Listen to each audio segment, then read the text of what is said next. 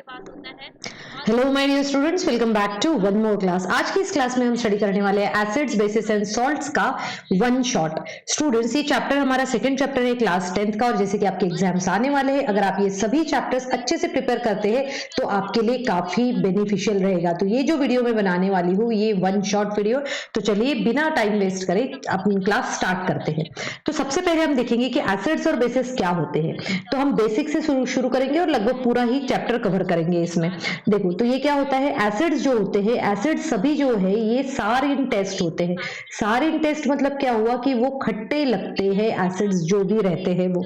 ठीक है, इसकी अगर हम दूसरी प्रॉपर्टी देखें इसी के साथ में, तो एसिड्स वो होते हैं वो क्या करते हैं, ब्लू लिटमस को रेड करते हैं। क्या करते हैं, ब्लू लिटमस को रेड करते हैं। ये क्या होते हैं, पानी में डिसॉल्व भी होते हैं, पानी में डिसॉल्व होते हैं, और साथ में जब ये पानी में डिसॉल्व होते हैं तब ये H प्लस आयंस देते हैं, dissolve in water and gives H plus ion. So ये सभी क्या होते हैं, एसिड्स होते हैं।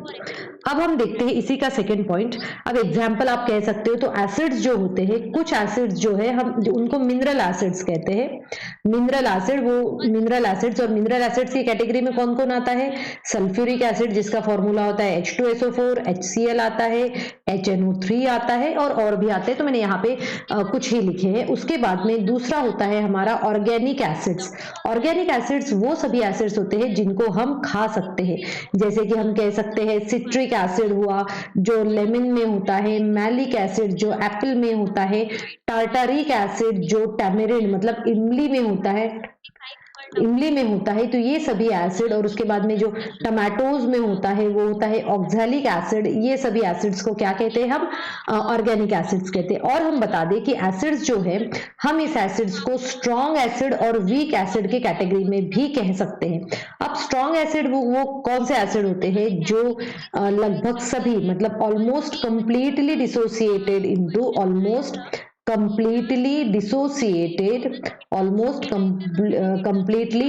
डिसोसिएट मतलब उसको H प्लस आयंस में कन्वर्ट करना। ये क्या होता है, H प्लस आयंस में कन्वर्ट होते हैं, मतलब उसमें लगभग सभी होते हैं। वीक एसिड्स वो होते हैं जो H प्लस आयंस में पूरी तरीके से नहीं होते, तो मतलब dissociate to a small extent. अब अगर हम देखें तो ये जो मिनरल एसिड्स जो होते हैं, मिनरल एसिड्स को हम कहते हैं स्ट्रॉन्ग एसिड्स, और जबकि ऑर्गेनिक एसिड्स जो होते हैं उनको हम कहते हैं वीक एसिड। और यही रीजन है कि वीक एसिड को हम खा सकते हैं। ठीक है, चलिए अब नेक्स्ट पॉइंट इसका स्टडी करते हैं। अब देखो नेक्स्ट पॉइंट में हम क्या कहेंगे, हम देखेंगे इसकी केमिकल प्रॉपर्टीज क्या क्या होती है। तो सबसे पहले केमिकल प्रॉपर्टीज में हम देखते हैं कि एसिड्स किस तरीके से रिएक्ट होते हैं मेटल्स के साथ में। तो हम फर्स्ट पॉइंट जो लिखेंगे वो लिखेंगे reaction of acids with metals. Metal के साथ में किस तरीके से ये रिएक्शन करते हैं। तो मेटल के साथ में ये रिएक्शन कैसे होगी, देखो एसिड, कोई भी एसिड जो है, ये एसिड जो होता है ये हमेशा किसी भी मेटल के साथ में रिएक्ट होगा।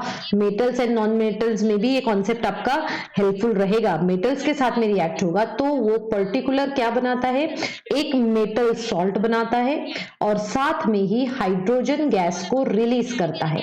अब यहाँ पर क्वेश्चन ये भी आता है कि हम टेस्ट ऑफ हाइड्रोजन गैस कैसे करेंगे, है ना। तो टेस्ट ऑफ हाइड्रोजन हम क्या गैस कैसे करते हैं, H2 गैस, हम क्या करते हैं, बर्निंग कैंडल इसके पास में लाते हैं, तो ये क्या करेगा, पॉप साउंड क्रिएट करेगा। पॉप साउंड, और एनसीईआरटी में अगर आप पढ़ोगे तो एक बहुत बड़ी अच्छी सी एक एक्टिविटी दी है इसी टॉपिक के ऊपर। मतलब हाइड्रोजन गैस जहां इवॉल्व होती है वहां पर अगर आपने बर्निंग स्प्लिंटर ले आया या फिर कैंडल लेकर आए तो वो क्या होगा, पॉप साउंड क्रिएट करेगा। तो यहाँ पे मतलब कोई भी मेटल जब एसिड के साथ में रिएक्ट होता है तो वो डेफिनेटली हाइड्रोजन गैस प्रोड्यूस करेगा। जैसे हमारा सिंपल सा एग्जांपल होता है कि मैंने मेटल Zn ले लिया, एसिड में मैंने HCl ले लिया, जब ये रिएक्ट होंगे तो ये बनाएंगे ZnCl2 और साथ में हाइड्रोजन गैस भी रिलीज होगी। ठीक है, तो आपको इस तरीके से हम समझा सकते हैं। अब देखो ये तो हुई हमारी फर्स्ट रिएक्शन। अब सेकेंड रिएक्शन क्या होती है, सेकेंड रिएक्शन देखते हैं कि हमने जो मेटल जो होते हैं मेटल, ये मेटल कार्बोनेट के साथ में एसिड किस तरीके से रिएक्ट करते हैं ना, मेटल कार्बोनेट के साथ में एसिड कैसे रिएक्ट होते हैं बेटा, इसी के ऊपर क्वेश्चंस रहते हैं है ना, क्वेश्चंस इन्हीं के ऊपर बनते हैं, कोई अलग से क्वेश्चन नहीं आते। आप एक बार इसको पूरे टॉपिक को अच्छे से समझ लीजिए और इसको मेमोराइज कर लीजिए और फिर उसके बाद में प्लेंटी ऑफ क्वेश्चंस को आप सॉल्व कर सकते हैं। तो हम देख रहे थे कि मेटल कार्बोनेट्स या फिर हम यहां पर कह सकते हैं मेटल बाइकार्बोनेट्स भी आप लिख सकते हो है ना, मेटल बाइकार्बोनेट। जब भी मेटल कार्बोनेट या बाइकार्बोनेट के साथ में एसिड रिएक्ट होता है, एसिड रिएक्ट होता है तो वो क्या बनाता है, सबसे पहले तो वो एक मेटल सॉल्ट बनाएगा, ठीक है, मेटल सॉल्ट बनाएगा और साथ में CO2 गैस रिलीज करेगा और वाटर भी यहाँ पर रिलीज होगा, CO2 गैस और वाटर। अब देखो टेस्ट फॉर CO2 गैस क्या होती है ना, टेस्ट फॉर, जैसे मैंने अभी हाइड्रोजन का बताया था वैसे ही CO2 गैस का टेस्ट क्या होता है कि अगर आप CO2 gas if you will pass through the lime water, किसमें पास करेंगे आप, लाइम वाटर में पास करेंगे तो लाइम वाटर क्या बन जाएगा, मिल्की बनेगा है ना, lime water turns milky, lime water turns milky, ये हो जाएगा इसका टेस्ट है ना। तो यहाँ पे ये दो के टेस्ट आने के सबसे ज्यादा चांसेस होते हैं, हाइड्रोजन गैस का टेस्ट क्या होता है और साथ में CO2 गैस का टेस्ट क्या होता है, तो इस तरीके से हम इसको यहाँ पर लिख सकते हैं। अब जो चलिए इसके एग्जांपल्स के साथ में इसको स्टडी करके देखते हैं। अब जैसे हमारे पास में कोई मेटल कार्बोनेट मैंने लिया, मेटल कार्बोनेट अगर मैं लेती हूँ तो मतलब अगर मैंने ले लिया है Na2CO3, ठीक है, मेटल कार्बोनेट हुआ। अगर मुझे बाइकार्बोनेट लेना है तो मैं NaHCO3 भी ले सकती हूँ। इसके साथ में मैं किसी भी एसिड के एक रिएक्शन करवाती हूँ तो मैं इजी वे में HCl ले लेती हूँ, यहाँ पर भी हम HCl ले लेंगे। तो हमने क्या कहा, इसमें एक मेटल सॉल्ट बनता है। अब मेटल सॉल्ट कौन सा बनेगा, सोडियम मेटल है और यहाँ क्लोराइड है, मतलब ये क्या बनाएगा, NaCl ही बनाएगा मेटल सॉल्ट। और जैसे कि हमने यहाँ पर लिखा कि CO2 गैस और वाटर यहाँ पर रिलीज होगा, सिमिलरली यहाँ पर भी NaCl रहेगा, CO2 गैस होगा और साथ में H2O वाटर भी यहाँ पर निकलेगा। आप इसको बैलेंस कर सकते हैं, जैसे मैंने यहाँ पर ये रिएक्शन को बैलेंस कर दिया है इस तरीके से, ठीक है। तो बेटा आप इस तरीके से रिएक्शन को लिखकर उसको अच्छे से बैलेंस करिए, तो क्या होगा कि जब आप एग्जाम में लिखेंगे इसको तो फिर हम गलतियां कम करेंगे है ना। तो हमने देखा किस किस के साथ में देखा, मेटल कार्बोनेट के साथ में देखा, मेटल में उसके साथ मेटल कार्बोनेट्स के साथ में देखा और साथ में ही हमने इसको मेटल बाइकार्बोनेट के साथ में भी देखा है। अब हम देखते हैं कि एसिड्स क्या, बेसिस क्या होते हैं ना। अभी तक हमने एसिड्स का देखा, एसिड ये तीनों रिएक्शन लर्न कर लो, उसके बाद में बेसिस। अब बेसिस का अगर मैं फर्स्ट पॉइंट स्टडी करूं यहाँ पे, तो सबसे पहले हमने कहा था एसिड्स आर इन टेस्ट होते हैं, बेसिस जो होते हैं bases are bitter in taste, क्या होते हैं, बिटर, कड़वे होते हैं, ये बिटर इन टेस्ट होते हैं। उसके बाद में अब ये क्या क्या चेंज करते हैं, देखो ये करते हैं रेड लिटमस को ये चेंज करेंगे ब्लू में। अगर कोई बेस है तो वो रेड लिटमस को ब्लू में चेंज करता है। जब इसको पानी में डाला जाता है तब ये डिजॉल्व एंड गिव्स कौन से देता है, गिव्स OH नेगेटिव आयंस। वो बेसिस हमेशा OH नेगेटिव आयंस देते हैं, ठीक है। अब अगर हम देखेंगे कि यहाँ पे स्ट्रॉन्ग बेस और स्ट्रॉन्ग एसिड का हमने अभी आपको एग्जांपल बताया, क्या होता है वही बताया। अगर ये ज्यादा क्वांटिटी में OH नेगेटिव आयंस देते हैं तो उनको स्ट्रॉन्ग बेस कहा जाता है। अगर ये लेस क्वांटिटी में OH नेगेटिव आयंस देते हैं तो उनको वीक बेस कहा जाता है। स्ट्रॉन्ग बेस के एग्जाम्पल में हम मेमोराइज करेंगे कि NaOH होता है, KOH होता है। उसके बाद में वीक बेस में हम याद करेंगे CaOH होल ट्वाइस, उसके बाद में MgOH होल ट्वाइस, इन सबको हम मेमोराइज कर सकते हैं। अब हम देखेंगे बेसिस की रिएक्शंस कैसे होती है ना। उसको बेसिस की रिएक्शन होने से पहले हम ये कहेंगे कि एक बहुत ही इंपॉर्टेंट सा कॉन्सेप्ट है वो जो आपको याद रखना है कि ऐसे बेसिस जो पानी में डिसॉल्व हो सकते हैं, ऐसे बेसिस जो पानी में डिसॉल्व हो सकते हैं उनको कहा जाता है अल्कलीज। तो हम लिखेंगे bases those are soluble in water, bases those are soluble in water, जो वाटर में सोल्यूबल होते हैं, the bases those are soluble in water are called alkalis। उनके लिए एक और हमने नाम रख दिया है, alkali कहते हैं हम इसको, ठीक है। अब चलिए अब हम इसके रिएक्शंस देख लेते हैं। तो यहाँ तक जितना मैंने अभी आपको समझाया है, होप आपको समझ में आ रहा है बेटा। स्क्रीनशॉट लेके रखिए या फिर आप एक कॉपी लेकर बैठिए और उन सब में ये सब चीजें नोट डाउन करके रखिए। अब हम आते हैं हमारी केमिकल रिएक्शंस। ठीक है, तो केमिकल रिएक्शंस देखो बेसिस की कौन कौन सी हमें स्टडी करनी है या फिर एग्जाम में आ सकता है। केमिकल रिएक्शंस जो है वो देखो, केमिकल रिएक्शन में सबसे पहले तो हम देखेंगे कि reaction of A base with metal, है ना। Reaction of A base with metal, ये मैं इतना नहीं लिखती हूँ, डायरेक्टली हम बता देते हैं कि किस तरीके से रिएक्शन होगी। तो क्या होता है कि अगर कोई भी बेस जब मेटल के साथ में रिएक्ट होता है तो ये सेम रिएक्शन हो रही है। मतलब ये क्या बनाएंगे, यहाँ पे किसी भी मेटल के साथ में रिएक्शन होती है तो मैं यहाँ पे एक मेटल लिख लेते हैं तो that would be much better, है ना। बेस और मेटल जब रिएक्ट होते हैं तब वो बनाएंगे मेटल सॉल्ट और साथ में ही हाइड्रोजन गैस जो है वो रिलीज होगी, है ना। सेम कॉन्सेप्ट है, जो एसिड के लिए था वही सेम कॉन्सेप्ट है यहाँ पर भी। हाइड्रोजन गैस को डिटेक्ट करने का सेम ही तरीका होता है और वो होता है कि उसको अगर कोई बर्निंग कैंडल आप उसके पास में लाओगे तो वो पॉप साउंड क्रिएट करेगा। अब अगर मैं एग्जाम्पल देती हूँ, और ये काफी इंपॉर्टेंट एग्जाम्पल है, एग्जाम में आपसे काफी बार पूछा जा सकता है।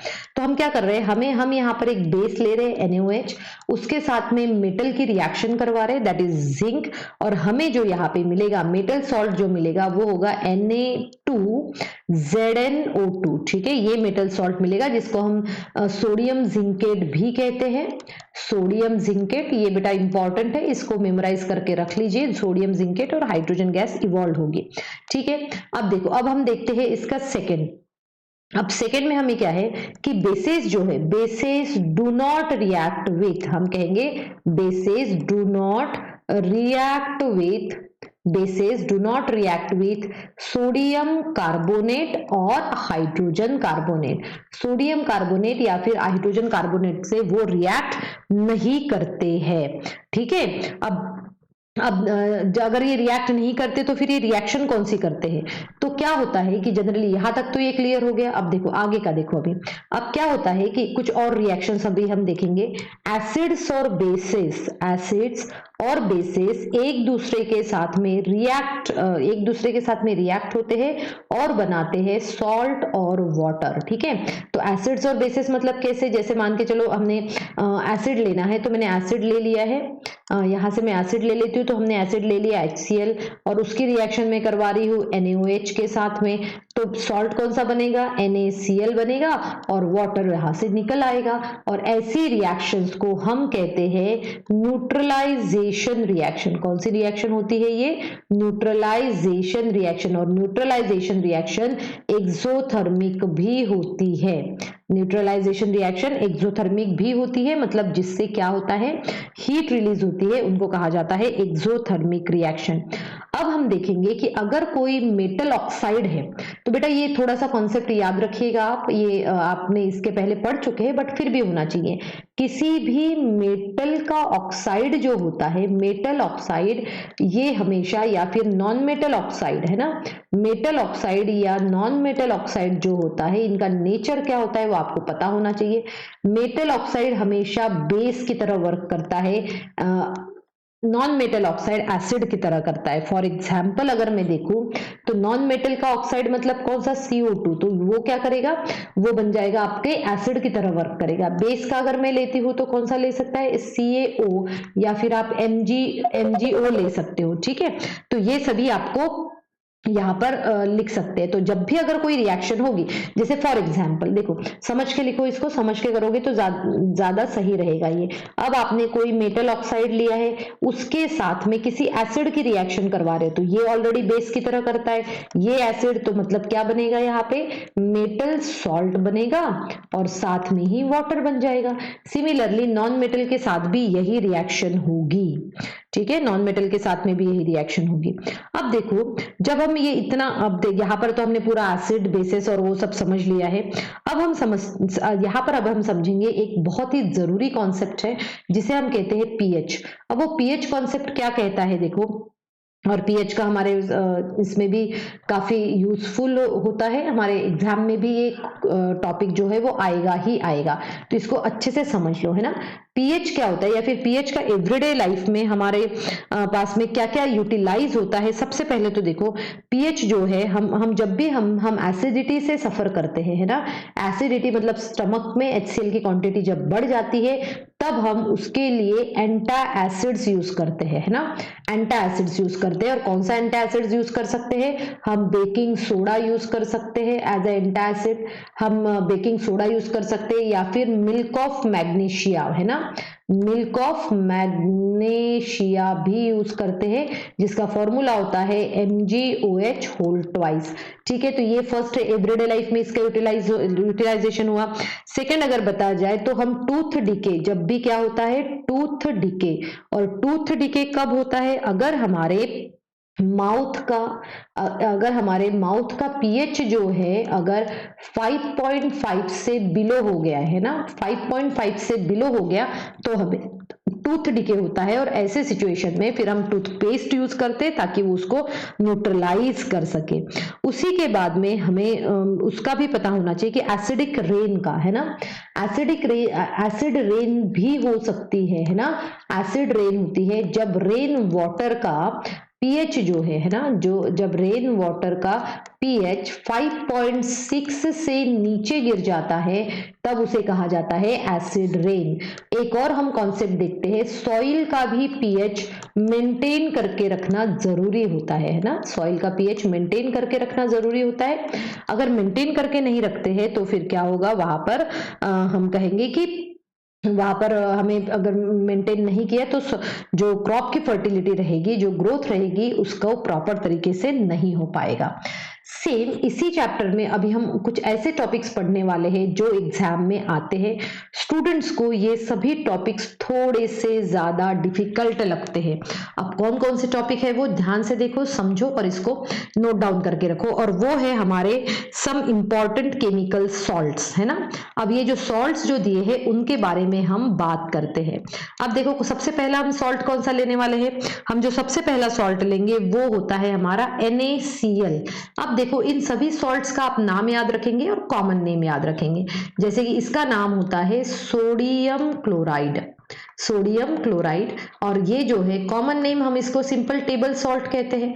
अब ये टेबल सॉल्ट जो है ये हमारे बहुत सारी चीजों में as a raw material use होता है, ठीक है। और ये जो है एक न्यूट्रल सॉल्ट कंसिडर किया जाता है जो कि एक एसिड और बेसिस से बनता है। अब देखो हमारा जो नेक्स्ट सॉल्ट रहेगा वो होगा आपका NaOH। NaOH के ऊपर काफी सारे क्वेश्चन बनते हैं। अब इसका कॉमन नेम याद रखिएगा बेटा, ये होता है कॉस्टिक सोडा, ठीक है, इसको कॉस्टिक सोडा कहा जाता है। और इसका अगर मैं केमिकल नेम देखूं तो मैं कहूंगी इसको सोडियम हाइड्रोक्साइड, सोडियम हाइड्रोक्साइड। देखिए मैं ये वीडियो कोशिश कर रही हूँ कि 30 मिनट्स में कंप्लीट कर दूं ताकि आपका पूरा चैप्टर सिर्फ और सिर्फ 30 मिनट्स में हो जाए और आपको ये पूरे टॉपिक एटलीस्ट जो क्वेश्चन आएंगे तो आप इसको अटेम्प्ट कर पाए। अब देखो इसमें क्या क्या चीजें हमें मेमोराइज करने वाली है। सबसे पहले तो इसका जो प्रिपरेशन होता है उसे कहा जाता है क्लोर एल्कली प्रोसेस। क्या कहते हैं हम इसको, क्लोर एल्कली प्रोसेस, क्योंकि क्लोरीन और एल्कली दोनों फॉर्म होता है इसीलिए इसको क्लोर एल्कली प्रोसेस कहते हैं। अब देखो यहाँ पे और हमें चीजें याद रखनी पड़ती है। सबसे पहले देखो एनोड पे कौन सी गैस हो रही है रिलीज, एनोड पे क्लोरीन गैस रिलीज हो रही है ना, क्लोरीन गैस रिलीज हो रही है। कैथोड पे कौन सी गैस रिलीज हो रही है, कैथोड पे जो गैस रिलीज हो रही है वो होती है हाइड्रोजन गैस, ठीक है, हाइड्रोजन गैस कैथोड पे होती है और इसीलिए इस प्रोसेस को हम क्लोर एल्कली प्रोसेस कहते हैं। वैसे बहुत ही सिंपल सा इसका वो होता है, ये रिएक्शन रहता है कि 2NaCl के साथ में जब हम इसको ब्रायन सॉल्यूशन भी कहते हैं। ब्रायन सॉल्यूशन मतलब एक्वस सॉल्यूशन ऑफ NaCl।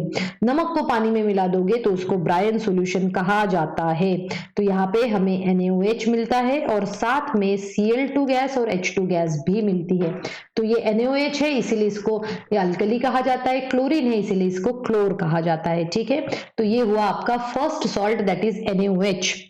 अब आते हैं हमारे दूसरे सॉल्ट की तरफ, वो है CaOCl2। अब बेटा इसको याद रखना, इसका जो कॉमन नेम होता है, कॉमन नेम में हम इसको कहते हैं ब्लीचिंग पाउडर। क्या कहते हैं हम इसको? ब्लीचिंग पाउडर कहते हैं। और अगर मैं इसका केमिकल नेम देखूं तो इसे कहा जाता है कैल्शियम ऑक्सी क्लोराइड। क्या कहते हैं? Calcium oxy chloride. अब इसके ऊपर जैसे देखो ये इसको हम देखते हैं, ये व्हाइट इन कलर होता है ना। और इसमें है ना स्ट्रॉन्ग स्मेल ऑफ अमोनिया आती है। क्या आती है इसमें? नॉट अमोनिया, क्लोरीन की आती है। तो हम कहेंगे strong smell of chlorine, strong smell of chlorine इसमें से आती है। आपको जनरली एक क्वेश्चन ये पूछा जाता है कि एज अ डिसइंफेक्टेंट यूज होता है ना, डिसइंफेक्टेंट के लिए यूज होता है। तो इसमें रिएक्शन में क्या होता है, ये देखो हम सिलेक्ट लाइन लेते हैं, इस सिलेक्ट लाइन के ऊपर जब आप क्लोरीन गैस को पास करोगे तब यहाँ पर होता है CaOCl2 होता है ना, और H2O। तो मतलब सिलेक्ट लाइन के ऊपर क्लोरीन गैस जब पास की जाती है तब ब्लीचिंग पाउडर बन जाता है। और ब्लीचिंग पाउडर का सॉल्यूशन जो होता है ना, solution of bleaching powder is basic in nature. ठीक है, ब्लीचिंग पाउडर का सॉल्यूशन कैसे होता है? बेसिक होता है। कैसे? बेसिक होता है। ठीक है, और अगर हम और भी कुछ इसमें देखें तो ये हम कह सकते हैं कि ब्लीचिंग एजेंट की तरह भी यूज होता है टेक्सटाइल इंडस्ट्री में। अगर कलरलेस करना है हमें कोई चीजें तो ब्लीचिंग एजेंट के लिए भी यूज होता है। और जैसे मैंने आपको बताया कि इसको हम एज अ डिसइंफेक्टेंट भी यूज किया जाता है। कैसे यूज करते हैं? डिसइंफेक्टेंट, है ना। तो आपके जो है क्वेश्चन में इनमें से कुछ भी आपको क्लू मिल सकता है और आपसे वो आगे पूछ सकते हैं कि इसके आगे का भी फिर क्वेश्चन उसी के बेसिस पे रहेंगे। और जनरली एक ही रिएक्शन इसमें पूछी जाती है। अब आते हैं हमारे नेक्स्ट सॉल्ट की तरफ, और नेक्स्ट सॉल्ट जो है वो है हमारा NaHCO3, जो होता है बेकिंग सोडा। क्या होता है ये? Baking soda. अब देखो ये बेकिंग सोडा जो है, इसके पहले हमने देखा था कि अभी इसी सेम चैप्टर में जब हमें एंटासिड मतलब हमें एंटासिड की जरूरत होती है तब हम बेकिंग सोडा का यूज करते हैं, है ना। बेकिंग सोडा, या फिर हम इसको कहेंगे सोडियम हाइड्रोजन कार्बोनेट या फिर सोडियम बाइकार्बोनेट। इसके ऊपर भी काफी सारे क्वेश्चंस बन सकते हैं। कौन कौन से क्वेश्चन बनते हैं वो मैं आपको यहाँ पर सभी को समझा देती हूँ, है ना। अब देखो बेकिंग सोडा का हमने वो लिख लिया। अब इसके प्रिपरेशन जो होता है ना, प्रिपरेशन के साथ में ही इसके साथ में और कौन कौन से बनते हैं इसमें देखो। इसमें क्वेश्चन क्या आता है सबसे पहले कि जब आप बेकिंग सोडा को हीट करते हो तो क्या रिएक्शन होगी, है ना। जब हम बेकिंग सोडा को हीट करते हैं तब ये बनाता है Na2CO3 और साथ में CO2 गैस प्रोड्यूस करता है और वाटर भी प्रोड्यूस करता है। मतलब बेकिंग सोडा को हीट करोगे तो आपको ये मिलेगा, ठीक है, और CO2 गैस मिलेगी। अब बेकिंग सोडा जैसे हमें पता है कि कुछ भी चीजें फ्लफी करने के लिए बेकरी आइटम्स में सबसे ज्यादा यूज होता है। अब आपको इसमें एक और क्वेश्चन बनता है और वो होता है बेकिंग पाउडर। अब बेकिंग पाउडर में और इसमें क्या डिफरेंस होता है? बेकिंग पाउडर मतलब क्या होता है? It is a mixture of baking soda. It is a mixture of baking soda and some edible acids, जैसे कि सिट्रिक एसिड ले लो या फिर टार्टारिक एसिड भी यूज होता है।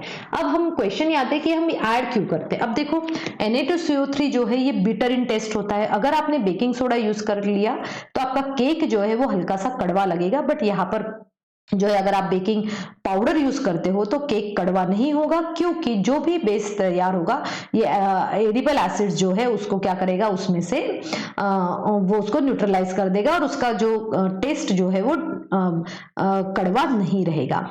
अब इसके बाद में हम देखते हैं नेक्स्ट, और वो है हमारा Na2CO3। ठीक है, Na2CO3 को ही हम इसमें और हम ऐड ऑन कर लेते हैं, ताकि देखो यहाँ पे मैं थोड़ा सा ऐड ऑन कर लेती हूँ। Na2CO3 हम यहाँ पर लिखेंगे .10H2O। ठीक है, हमने यहाँ लिखा .10H2O और इसको हम कहते हैं वॉशिंग सोडा। क्या कहते हैं हम इसको? वॉशिंग सोडा कहते हैं, जिसमें वाटर ऑफ क्रिस्टलाइजेशन 10 होते हैं। अब देखो वाटर ऑफ क्रिस्टलाइजेशन मतलब क्या होता है? वाटर ऑफ क्रिस्टलाइजेशन मतलब होता है कि उतने 10 मॉलिक्यूल उसको लगते हैं जब वो वहां पर एक कंपाउंड बनाता है।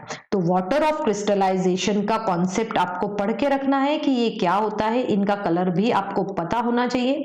वाटर ऑफ क्रिस्टलाइजेशन मतलब होता है वाटर मॉलिक्यूल्स required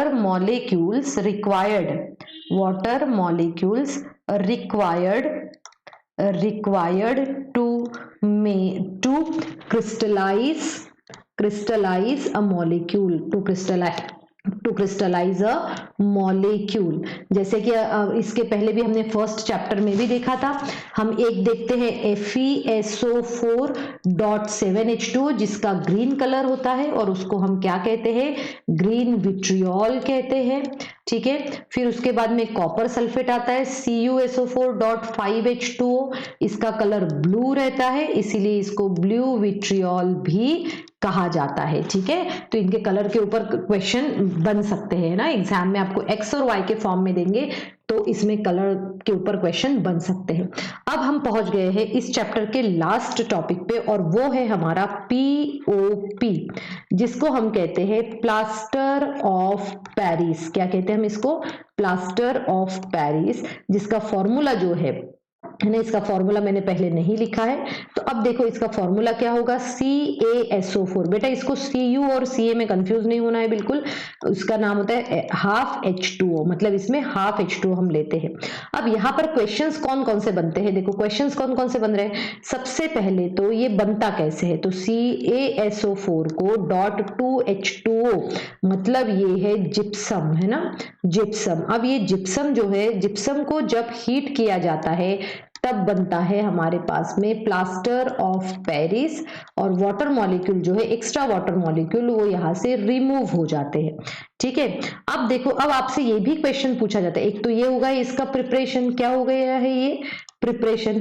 अब एग्जाम में क्या पूछेंगे कि अगर आपके, जैसे कि अगर CaSO4.5H2O है, इसमें अगर आप पानी मिला दोगे, देखो दोनों क्वेश्चन है, दोनों तरफ से क्वेश्चन आपसे पूछा जा सकता है कि अगर आप इसमें पानी मिला दोगे तो क्या होगा। तो पानी जब मिला देंगे इसमें तो ये बनाएगा दोबारा से जिप्सम। क्या बनाता है ये? दोबारा से जिप्सम। मतलब अभी आपने देखा ये POP था, POP में पानी मिलाया तो जिप्सम बन जाएगा, और जिप्सम को हीट कर दिया तो POP मिल जाएगा। इसका फॉर्मूलाज अच्छे से याद करके रखिए, इसके जो यूजेस है वो NCERT में दिए हुए हैं। सो स्टूडेंट, इस तरीके से हमने ये जो चैप्टर जो है ये इजी वे में कंप्लीट कर दिया है। आपके आने वाले एग्जाम्स के लिए सबको ऑल द बेस्ट। और आपको और इसके वन शॉट देखना है तो आप यहाँ देख सकते हो, मैंने अपने कार्बन एंड कंपाउंड्स का भी वन शॉट बना है, वो आप यहाँ पर जरूर देखिएगा। Thank you students and have a good day ahead.